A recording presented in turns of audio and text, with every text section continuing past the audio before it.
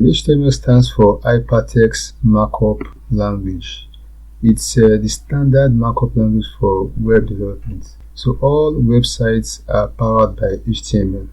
It's the foundation, the building block of any web page. HTML describes the structure of a web page, uses a series of elements to define content, guides browsers on how to display content.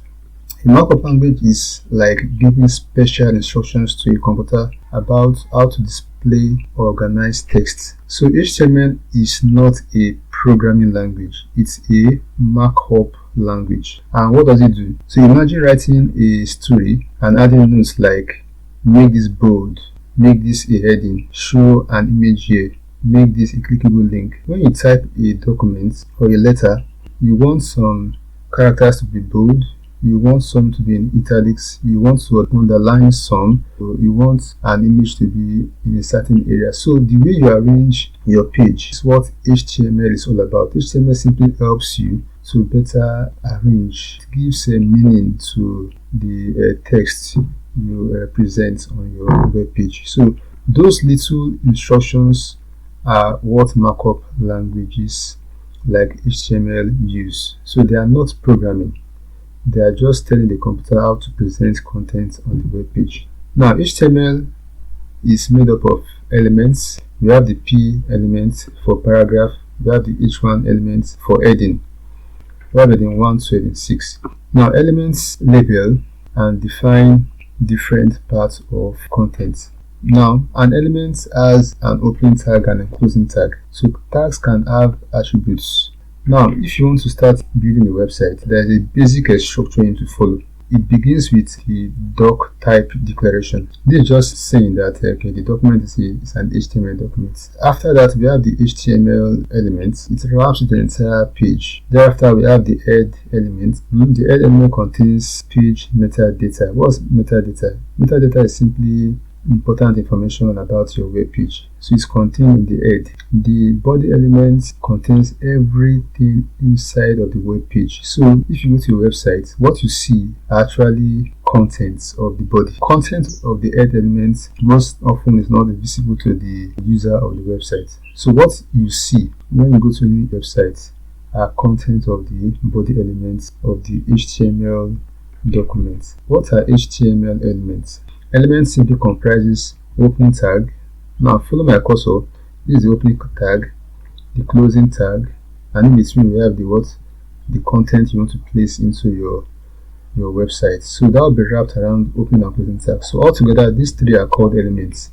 An element comprises of opening tag, the content you want to place in, and the closing tag. So an example of an element will be welcome, wrapped around H1 opening tag and H1 closing tag. So now this is simply telling the web, okay, that welcome is a heading.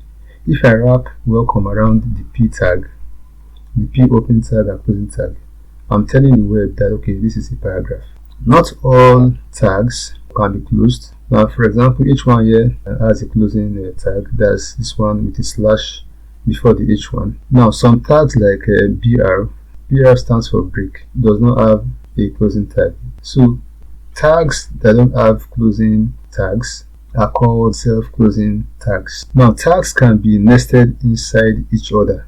Now common elements in HTML. If you wrap your content around the H1 tag, it means it's a heading, and there are 6 headings. We have heading 1, heading 2, heading 3, heading 4, heading 5. Used to format your headings. Now if you wrap your element around P, that's a paragraph. So we have P tag for formatting paragraphs. We have the A tag for links. Now if you have a link on the website you want to format as a link, we wrap it around the A tag. So if you have an image you want to format also on the web page, we wrap it around the IMG tag. The IMG too is a self-closing tag. Then we have other tags for lists. If you want to list out items on your web page, you could use a UL. UL stands for unordered lists. OL stands for ordered list. LI simply means a list. So you could use all this to format your HTML document. Take a closer look at this HTML tag. IMG SCR equals image and alt equals cat. Now, do you know that SCR, which stands for source, and alt, which stands for alternative, are attributes? Now, attributes go inside the opening tag. Don't forget I told you that we usually have in an element, we have an opening tag and a closing tag. So attributes usually go into the opening tag. You can see after the img, before closing into the triangular bracket, I have the src for source and alt for alternative, all inside of the opening tag. Now there are so many other attributes in HTML. We'll look at that as we go on into this tutorial series. Attributes are used to provide descriptions or more details about the content in an element. Now, so we need to start writing code, HTML code, but we need a place to write our code. Now, for typing code, we need what is called text editor. It can also be called code editor, source code editor, or script editor. Why it's useful for coding? Now, it highlights your code and it may suggest code as you type. It helps you to spot errors by underlining mistakes. Our focus is on HTML and we'll go for brackets. There are so many types of text editors. We have Notepad++, VS Code, for Visual Studio Code, we have Vim, so many. Now, but we'll go for brackets.